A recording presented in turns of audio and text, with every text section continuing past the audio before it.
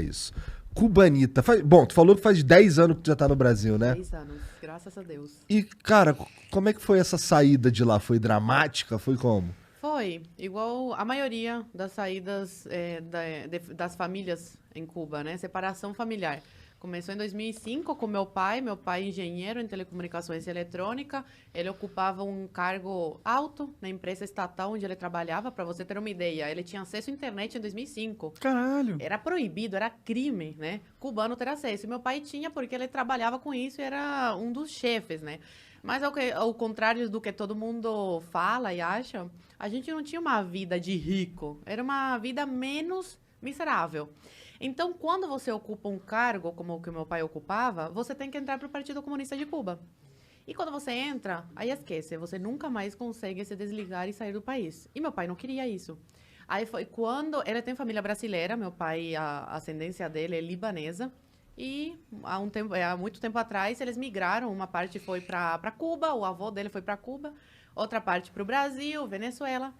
E aí, essa família brasileira, a prima dele fez uma carta oficial convidando meu pai para passar umas férias aqui no Brasil, 3 meses, que era o máximo que um cubano podia ficar fora de Cuba.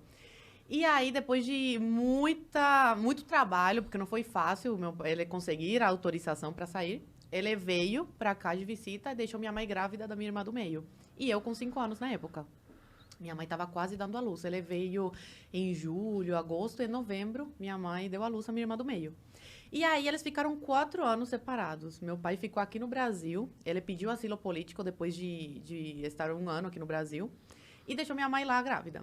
Aí depois de quase 4 anos, ele consegue tirar minha mãe de Cuba. Como que vocês se mantiveram sem ele lá durante 4 anos? Minha mãe, meu tio, irmão dela, mandava coisas para ela vender no mercado negro, roupa, essas coisas. Que o governo, ele finge que não vê essas coisas, mas ele sabe o que acontece. E é bom para eles porque faz essa economia de Cuba girar de alguma forma. Como que funciona esse mercado negro? Isso é interessante. Eu imaginei que existiria alguma coisa, né? Porque... Pessoas que têm família fora recebem roupas, sapatos. E é tranquilo deles receberem? Recebem pelo correio? Como que eles fazem isso? Sim, porque aí fica uma comissão com o governo cubano. Entendi. Entendeu? Eles sempre ganham de alguma forma. Entendi. Eles recebem para a pessoa passar esse pacote para dentro da ilha, entendeu? Entendi. Mas Ou pessoas que trabalham sei lá, onde tem carne, essas coisas, em indústria, roubam e vendem no mercado negro também.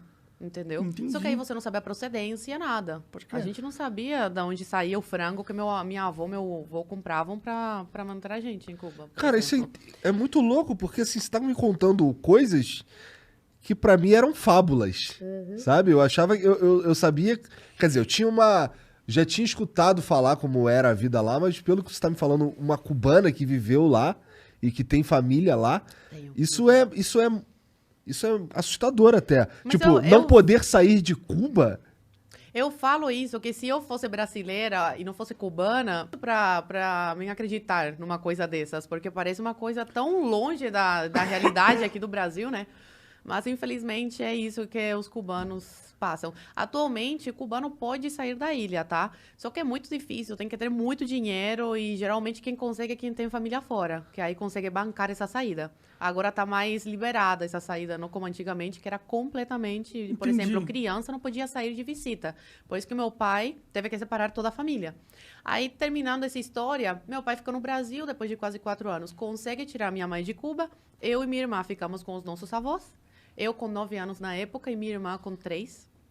E aí minha mãe vem para o Brasil, vai direto para a Polícia Federal e pede asilo político, porque como eles são casados, meu pai e minha mãe, ela tinha direito a lei de refugiada também, igual meu pai. E aí minha mãe fica no Brasil, engravida nesse período, uma coisa de Deus, eu sou muito católica, acredito muito, e realmente foi uma coisa de Deus, porque meus pais estavam muito mal na época de dinheiro, assim, R$5 no bolso, por exemplo. E minha mãe fica sabendo que tá grávida. Aí foi um caos. Meu Deus do céu, como é que a gente vai sustentar mais uma boca, né? E ainda tem que mandar dinheiro para Cuba para nossas filhas lá conseguir, né, comer decentemente, né? Um franguinho, essas coisas. Mas aí acabou que foi uma coisa de Deus, porque ajudou na nossa saída, ter uma irmã brasileira. Aí depois de quase 3 anos, eles conseguem tirar a gente de Cuba.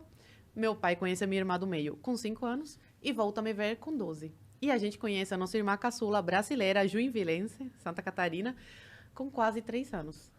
Aí, resumidamente, essa é a história da minha família. Então, tua família daqui tinha que mandar dinheiro pra lá pra vocês poderem comer. Pô, mas lá não é o comunismo, não é todo mundo come? Como é que funciona? Não. A igualdade lá é de miséria, só que tem uns mais miseráveis do que outros. Aí minha avó, ela comprava uma caixa de frango, quando tinha, não era todo mês que tinha, por mês, pra gente.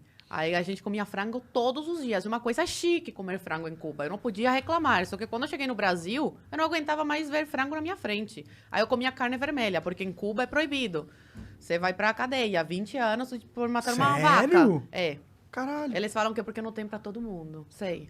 Mas pra família do Fidel não falta, com certeza. É, imagino E pra que família não. do Dias-Canel, Raul Castro.